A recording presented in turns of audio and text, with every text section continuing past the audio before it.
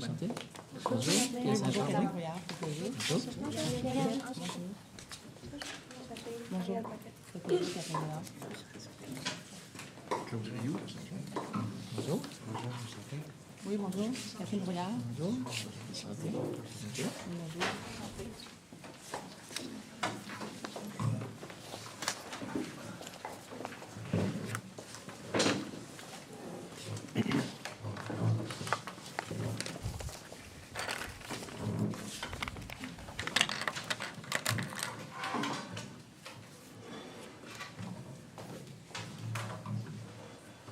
Bonjour et bienvenue à la présentation du cas de sentence arbitrale. J'aimerais premièrement vous demander d'énoncer votre lettre pour chaque équipe. Nous sommes l'équipe C. Je vous lirai les instructions de la présentation pour ensuite laisser les juges se présenter. À tour de rôle, vous disposez de 12 minutes pour présenter votre argumentaire. Par la suite, une période de 5 minutes vous sera allouée afin de préparer un contre-argumentaire fondé sur la présentation de l'équipe adverse ainsi que de nouveaux arguments. Vous disposerez par la suite de 5 minutes pour présenter votre contre-argumentaire et conclure votre présentation. L'ordre de passage des équipes reste toujours le même pour les deux étapes du cas. Présentation, contre-argumentaire et conclusion. C'est l'équipe qui a le fardeau de la preuve qui débutera. Au cours de la présentation, chacun des participants devrait prendre la parole. Un temps minimal de présentation pour la première partie est de 8 minutes et de 3 minutes pour la seconde partie. Le non-respect du temps de présentation sera pénalisé à concurrence d'un point par 30 secondes. Pour l'argumentaire initial de 12 minutes, je vous indiquerai le temps restant à l'aide des cartons lorsqu'il vous restera 5 minutes, 2 minutes, 30 secondes et je vous indiquerai les 10 dernières secondes sur mes doigts. Pour la période de préparation de 5 minutes et pour la période de présentation de votre contre-argumentaire et conclusion de 5 minutes, je vous indiquerai le temps restant à l'aide des cartons lorsqu'il vous restera 2 minutes et 30 secondes. Si un des membres de votre équipe continue à parler à la fin du décompte, des points vous seront enlevés. Je laisserai donc les juges se présenter et par la suite, vous pouvez débuter. Est-ce que vous voulez les instructions en anglais? Oui. Les juges, vous pouvez vous présenter. Ben, allez-y, c'est bon. Oui. Diane Gagné, professeure à l'Université du Québec à Trois-Rivières. J'enseigne les relations de travail et l'auteur du code. Alors, bonjour. Kathleen Rouillard de chez Bélanger Sauvé, avocat. Je suis procureure patronale depuis 18 ans. Bonjour, mon nom est Pierre Saint-Arnaud. Je suis avocat et arbitre en droit du travail depuis 2005. Et j'ai déjà eu l'occasion de présider un panel au HEC il y a déjà quelques années. Alors, bienvenue à tous. Bonjour, mon nom est Claude Rioux. J'ai été représentant syndical à la Fédération des travailleurs du papier de la CSN pendant 30 ans. Et depuis ma retraite, je travaille régulièrement pour le Bureau international du travail à Genève. Essentiellement, je fais de la formation sur les techniques de négociation. Voilà. Alors, comme président du panel, nous sommes prêts à entendre votre argumentaire. Que l'équipe ayant le fardeau de la preuve commence, s'il vous plaît.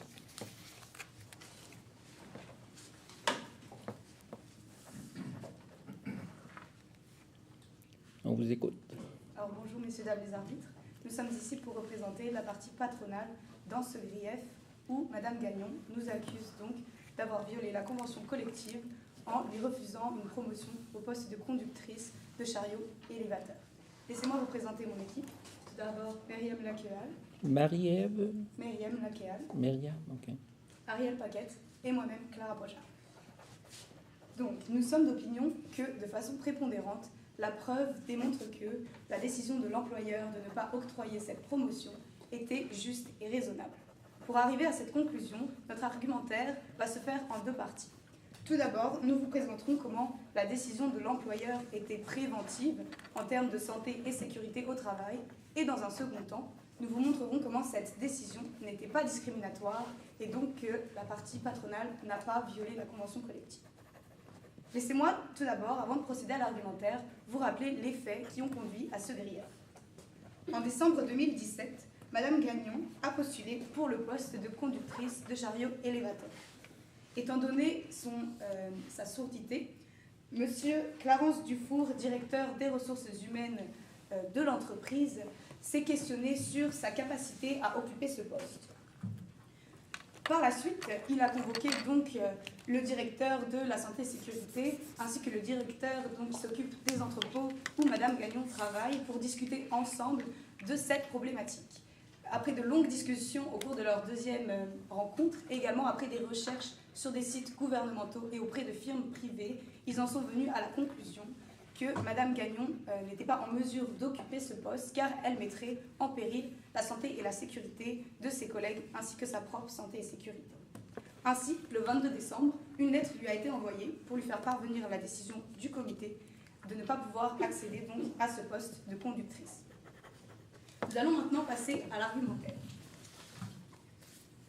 À travers cet argumentaire, nous voulons vous démontrer comment la preuve factuelle démontre que la décision de l'employeur était juste et raisonnable.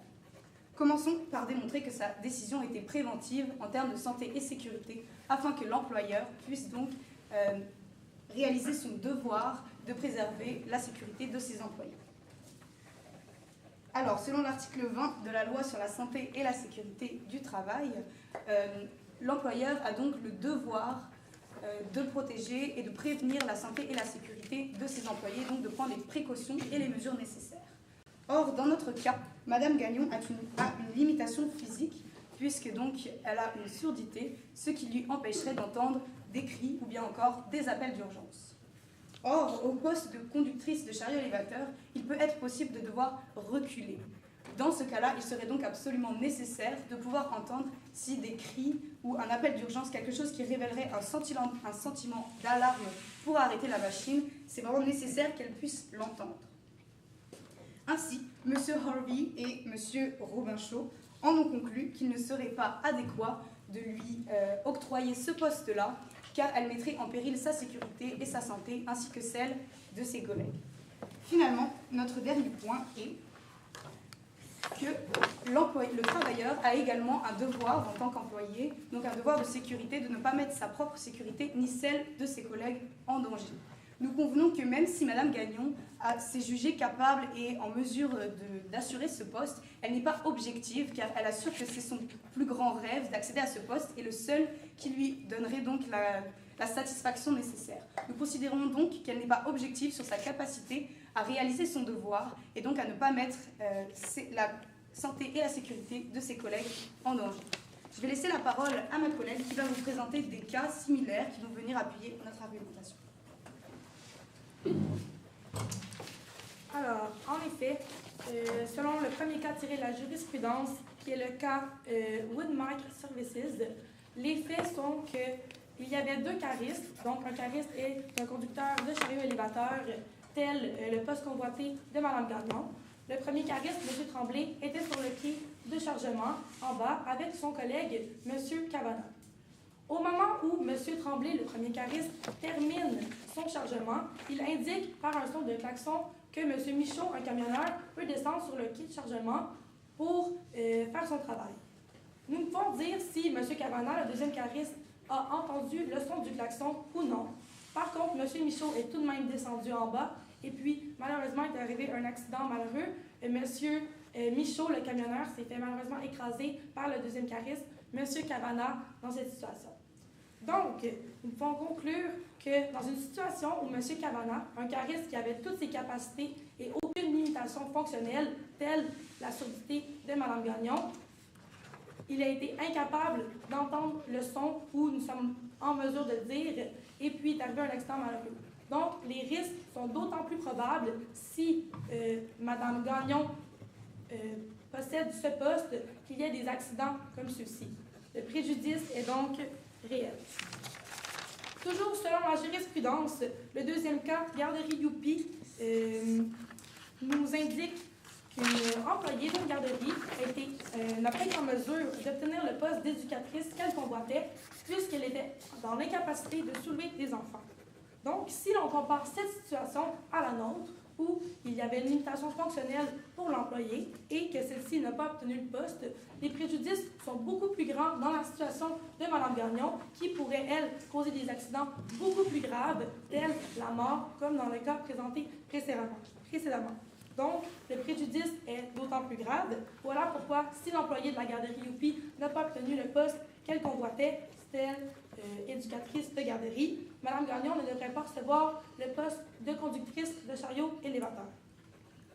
Alors, maintenant que nous avons démontré que la décision était bien préventive, laissez-moi vous démontrer pourquoi la décision était maintenant non discriminatoire.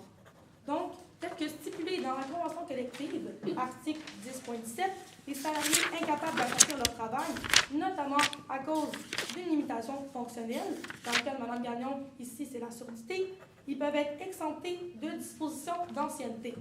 Donc, en effet, dans cette situation-ci, la prévention des risques, qui inclut la sûreté de tous les employés au travail, prime sur l'obtention du poste convoité par Mme Gagnon, qui est celui de conducteur de chariot élévateur.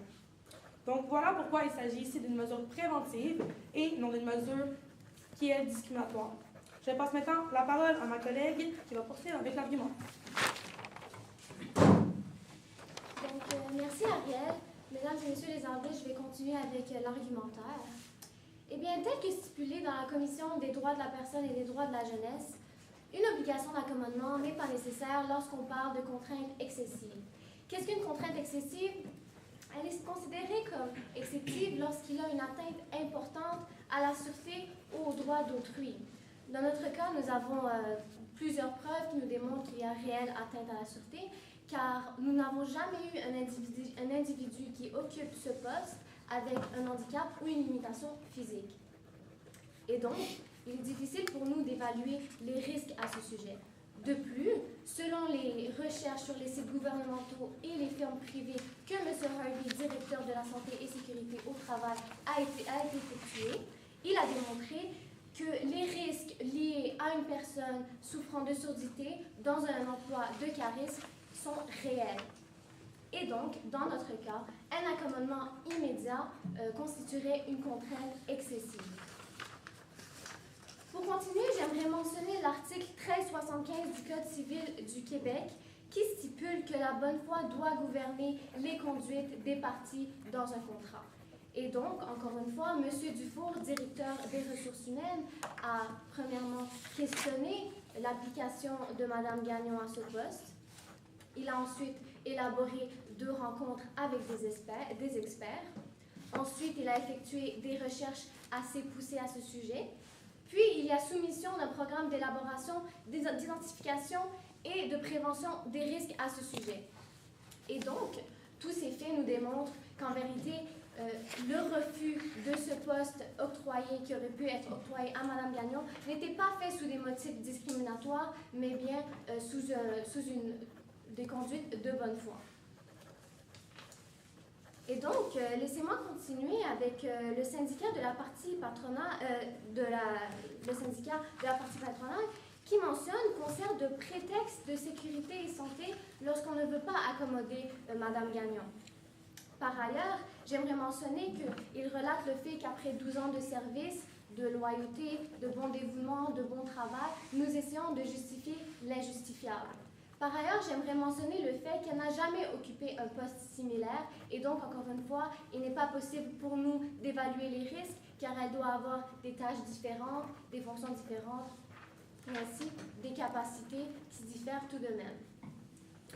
Puis, la partie syndicale argumentera que son dossier est vierge et que sinon, c'est une employée appréciée de tous. Par ailleurs, j'ai comme mentionné dans la lettre de refus à ce sujet, en aucun cas nous questionnons ses capacités ou sa qualité de travail actuelle. Puis, finalement, j'aimerais mentionner l'article 1 de la Charte des droits et libertés qui mentionne que tout être humain a droit à la vie et à la sûreté. Et donc, j'aimerais mentionner que cet article prime sur l'épanouissance que pourrait ressentir Mme Gagnon à l'octroi de ce poste et aussi à ses rêves à ce sujet. Et donc, mesdames et messieurs les arbitres, j'aimerais que vous confirmiez la décision de l'employeur qui est de ne pas octroyer le poste de conductrice de chariot élévateur pour le moment. C'est tout. Merci de nous avoir écoutés. Merci.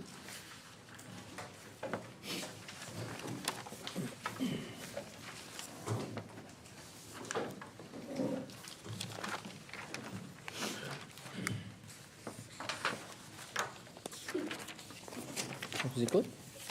Mesdames, Messieurs les arbitres, j'aimerais tout d'abord vous présenter les membres de l'équipe syndicale, donc Alexandre Paramatos, Catherine Marchand et moi-même, Audrey Paquet. Donc, Attendez, nous allons répétez les noms. Alexandre, Alexandre Paramatos, oui, Catherine Marchand, Catherine et vous. Audrey Paquet. Merci. Donc, nous allons tout d'abord vous présenter une brève revue des faits qui ont mené au dépôt du grief en janvier 2018 de Mme Gagnon. Mme Gagnon travaille pour l'employeur depuis 12 ans. Elle possède un dossier sans tâche en ce qui concerne la santé et la sécurité au travail, ainsi qu'un dossier disciplinaire siège. Mme Gagnon est considérée comme une employée performante, à son affaire et responsable. En décembre 2017, Mme Gagnon postule pour le poste de conductrice de chariot élévateur. Mme Gagnon convoitait en effet ce poste depuis longtemps et attendait seulement d'accumuler assez d'ancienneté pour pouvoir y postuler, tel que stipule les dispositions à l'article 10.12 de la Convention collective. Le 22 décembre 2017, son employeur refuse sa demande pour le poste tant convoité. En réponse à ce refus, en janvier 2018, nous avons déposé le grief suivant au nom de la plaignante Mme Gagnon. Considérant que le refus de l'employeur pour la promotion latérale au poste de cariste est une décision discriminante pour Mme Gagnon. La question litige est ici à savoir si Mme Gagnon a vécu de la discrimination de la part de son employeur quant à son handicap auditif. Nous prouverons hors de tout doute que le refus de la demande au changement latéral de poste à cause de sa surdité ainsi que le manque de volonté de l'employeur afin de trouver des mesures d'accommodement raisonnables sont vraisemblablement de la discrimination. Je vais maintenant laisser la parole à ma collègue Catherine qui va vous exposer le laxisme dont a fait preuve l'employeur quant à son devoir d'accommodement. Merci Audrey. Donc, selon la Charte des droits et libertés de la personne, toute personne a droit à la reconnaissance et à l'exercice en pleine égalité des droits et libertés de la personne sans distinction, exclusion ou préférence fondée notamment sur le handicap ou l'utilisation de moyens pour pallier à ce handicap. Donc, il y a discrimination lorsqu'une telle distinction, exclusion ou préférence a pour effet de détruire ou de compromettre ce droit. Le harcèlement fondé sur l'un des motifs de discrimination selon la Charte des droits et libertés de la personne est aussi considéré comme un harcèlement psychologique. Donc, selon l'article 2 de la Loi canadienne sur les droits de la personne, tous les individus ont droit à l'égalité des chances d'épanouissement et à la prise de mesures visant la satisfaction de leurs besoins indépendamment de leurs considérations personnelles, telles que le sexe, la religion, leurs incapacités, etc. Donc, l'employeur étant dans l'obligation d'accommoder, pour ce faire, il doit utiliser le périmètre des obligations d'accommodement. Il s'agit d'une obligation de moyens qui autorise une démarche systémique afin de tout mettre en œuvre pour trouver une solution d'accommodement satisfaisante pour permettre aux salariés de fournir une prestation, sa prestation de travail.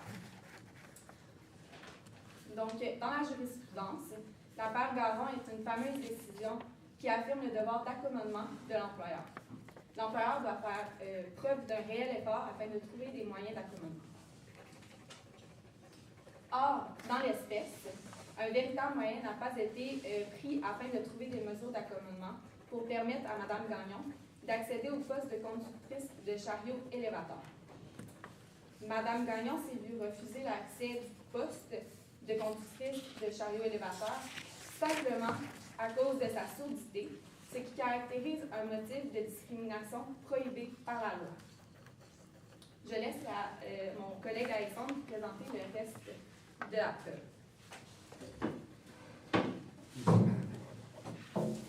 Donc, selon la loi et la santé et sécurité du travail et le courant jurisprudentiel, il y a du devoir de l'employeur de prendre les mesures nécessaires pour éliminer à la source et, en l'absence de risque, toutes les mesures pour éliminer le risque.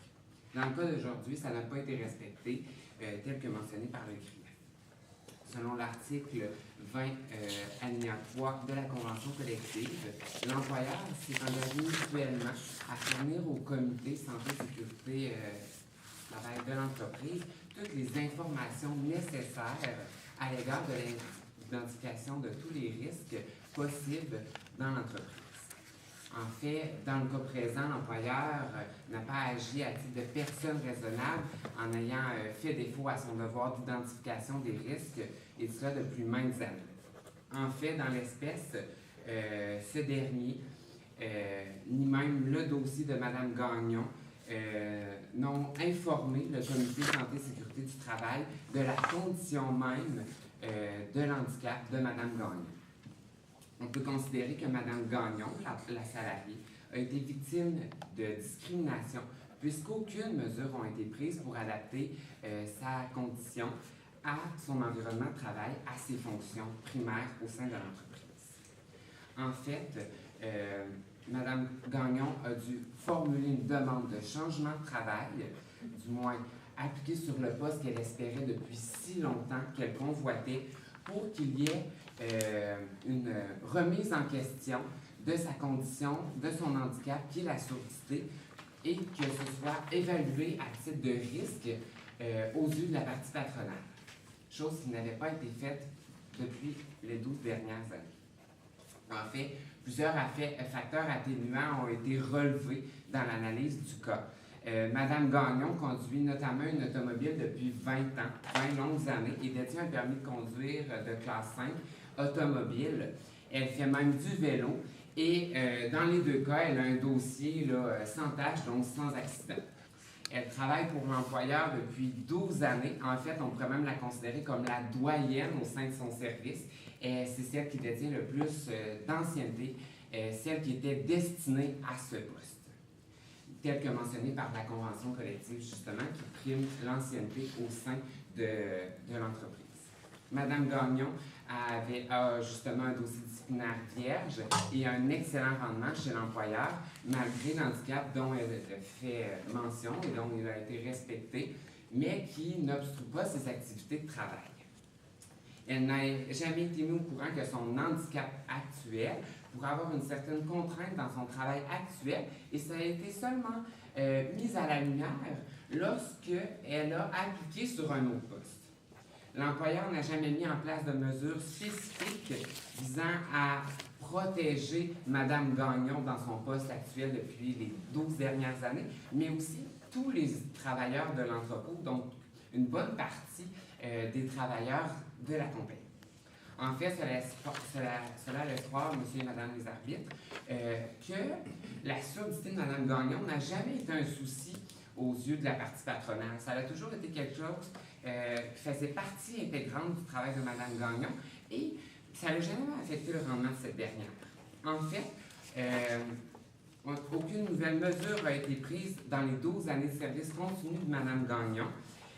Puis, ça n'a jamais amené une certaine curiosité de la part de l'employeur depuis son entrée en poste.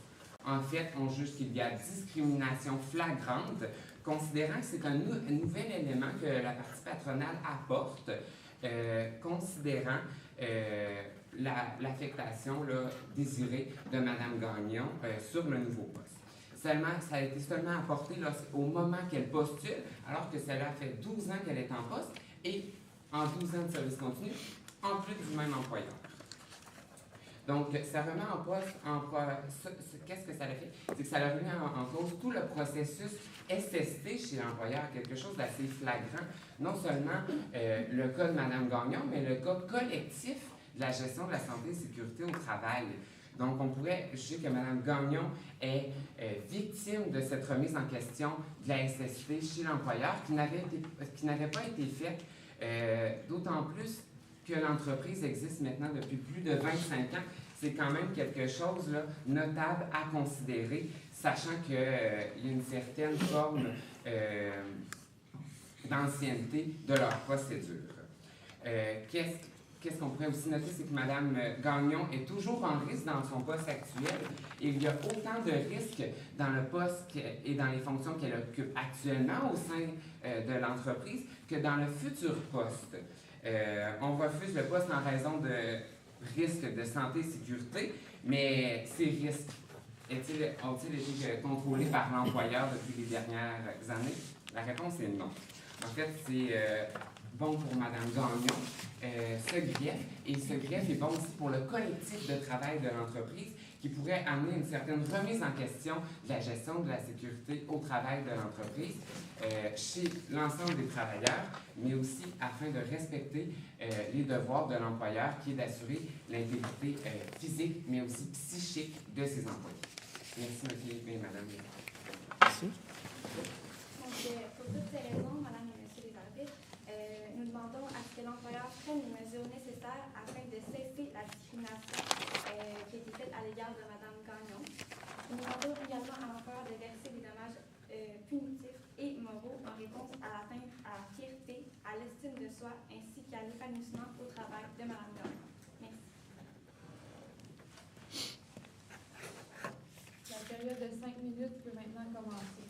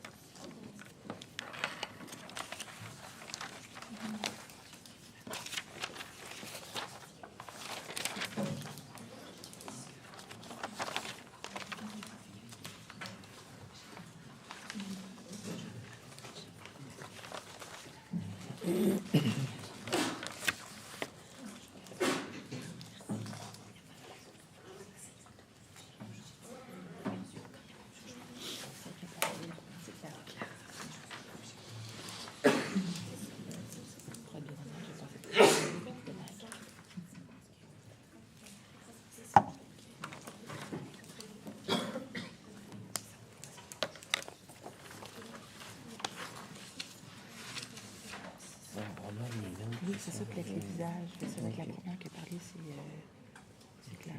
Parce que ça va vite, Cathy. Oui. Mettre leur nom, On c'est peut pas des écrire noms. souvent là-dessus, là, comment Ça, on sait pour tout le groupe, ça. on t'en fait un jour, là, puis... parce que du coup, la journée, on a fait... Ça, c'était la deuxième équipe. Ça, c'est les autres équipes qui vont venir. On peut le sortir, ça, là, peut-être. Garder ça avec nos notes. Je sais pas. Oui, tout à fait. Oui, oui, regarde. Elle, c'est la première qui a parlé. Dans... À l'équipe patronale, après ça a été... moi, j'ai les ai mis. C'est Attends, Clara, Ariel. Clara qui a débuté. Après ça, c'est Ariel. La deuxième, Ariane. Moi, moi, Ariel, moi, je pensais que c'était Ariane. Là. Puis après ça aussi, ça a été... Parti syndical, c'est Audrey qui a débuté. Après, c'est Catherine. Ça va être plus facile.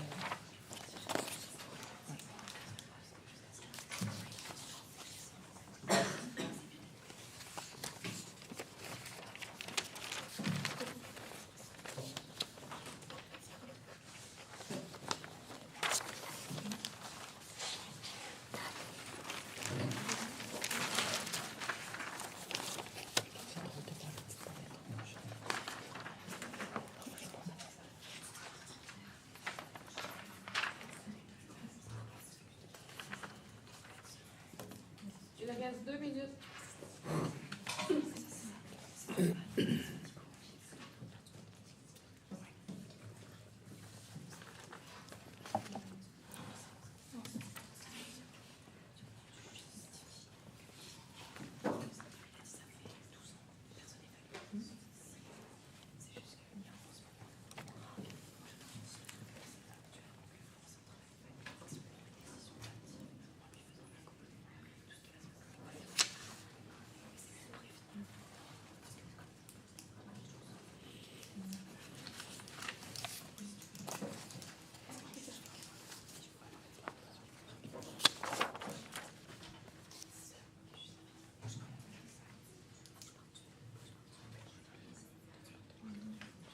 Remarquez, c'est patronal ou syndical aussi, peut-être. Ah oui, une idée.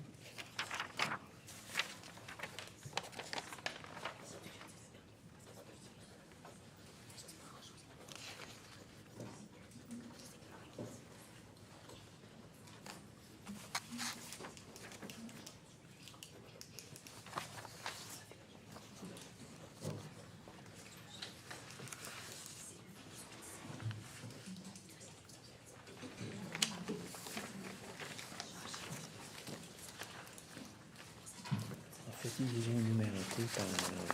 Il reste 30 secondes.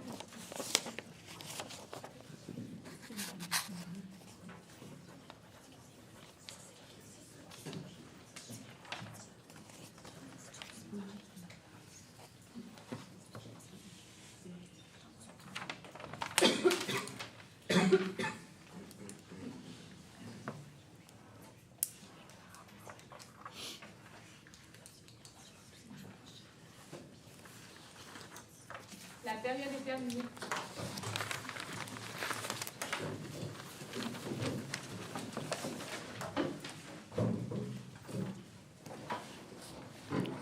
On vous écoute.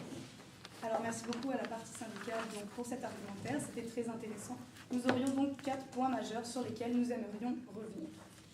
Donc tout d'abord, la partie syndicale nous accuse de remettre seulement en cause la surdité de Madame Gagnon seulement maintenant, après 12 ans, et de ne pas avoir fait donc de tests durant ces 12 années, et de le faire seulement au moment où elle demande de changer de poste.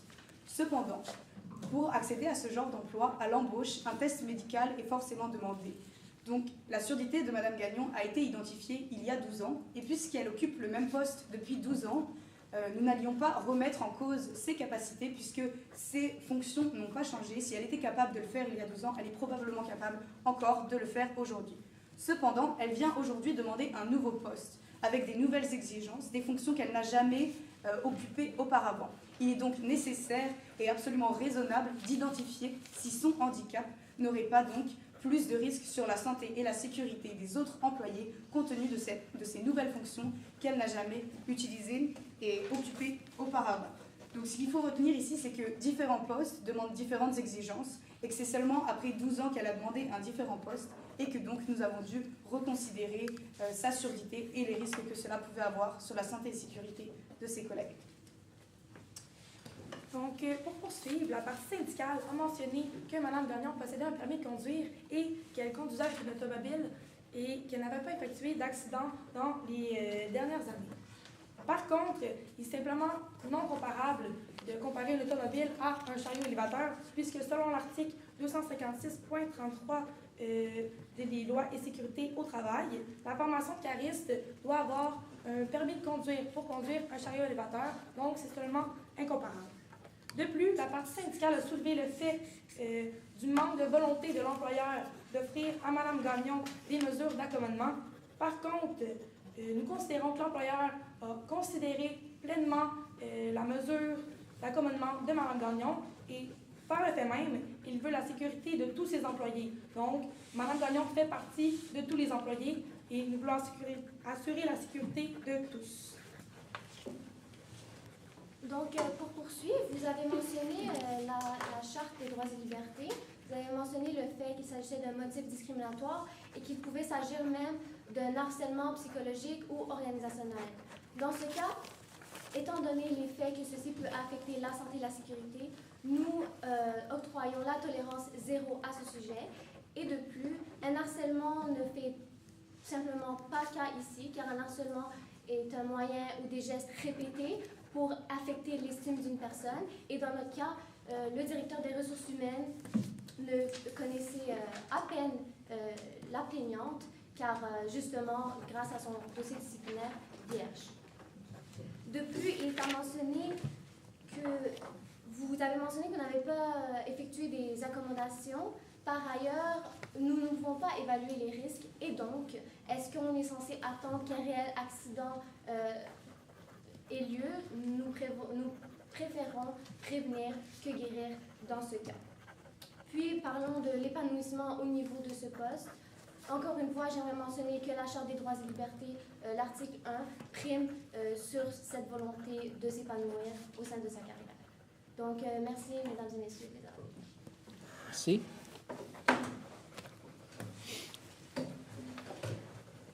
On vous écoute. Monsieur et mesdames l'arbitre, la partie patronale a mentionné lors de sa plaidoirie que la décision a été faite de manière préventive. C'est un petit peu délicat du fait que ça a été fait 12 ans là, suite à l'entrée en fonction de Mme Gagnon à cet effet. On pourrait remettre en question la notion de préventivité ici, du fait que les mesures sont arrivées pas quelques mois, mais quelques années là, après son entrée en fonction. Donc, il faut aussi rappeler le fait que l'employeur a le devoir d'assurer l'intégrité physique, mais aussi psychique de son employé, chose qui n'a pas été faite ici en raison de l'harcèlement que nous pouvons qualifier, du fait que l'harcèlement n'est pas seulement des fautes répétées, mais peut être une faute grave, du fait que l'employeur nuit à l'épanouissement de son employé fidèle auquel elle travaille chez lui depuis plus de 12 ans. La partie patronale a indiqué qu'elles avaient fait des recherches. Ces recherches se sont terminées sans solution. Par contre, il serait bien d'avoir certaines en faisant appel à des experts à l'externe et avait même mentionné la non-utilisation d'un ergonome en milieu de travail, chose qui pourrait être mise en place. Ce n'est pas assez juste et raisonnable du fait que les mesures raisonnables n'ont pas été mises en place en milieu de travail afin d'accommoder la travailleure. Il y a une certaine... on a aussi critiqué la note d'objectivité de la travailleuse. Toutefois, cette dernière est la plus ancienne, la doyenne de son département, doyenne de l'entrepôt. Donc, elle doit être en mesure d'évaluer les risques, d'autant plus que c'est elle qui doit les vivre à son quotidien. Donc, c'est la personne là, la plus adaptée pour évaluer les risques et j'ose espérer qu'elle ne se mettrait pas en danger là, pour effectuer de nouvelles fonctions. Ça ne devrait pas être le cas, d'autant plus qu'elle n'a eu aucun accident dans ses fonctions actuelles.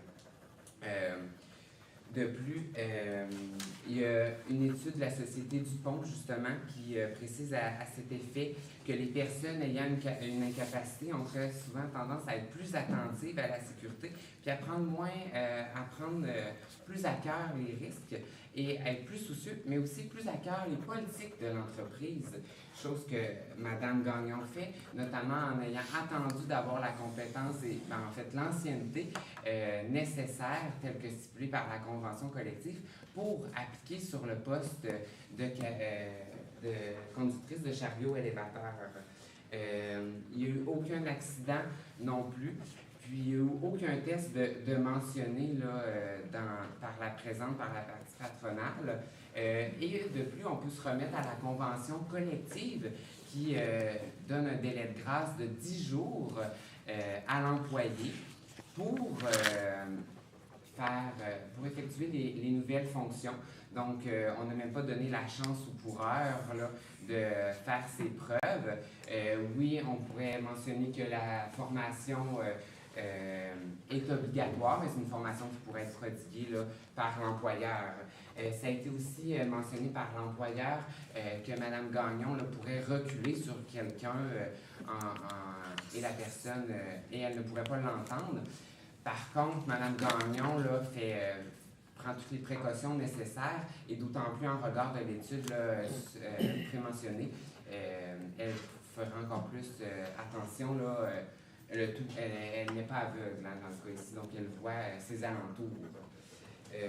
Puis le harcèlement, qu'est-ce qui est à noter, c'est l'un des motifs là, de discrimination, chose qui a été faite ici.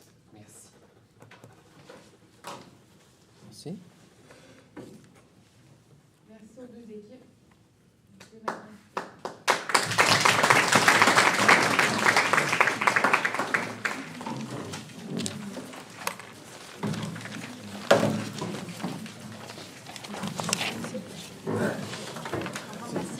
Au revoir. Au revoir. Plaisir. Plaisir.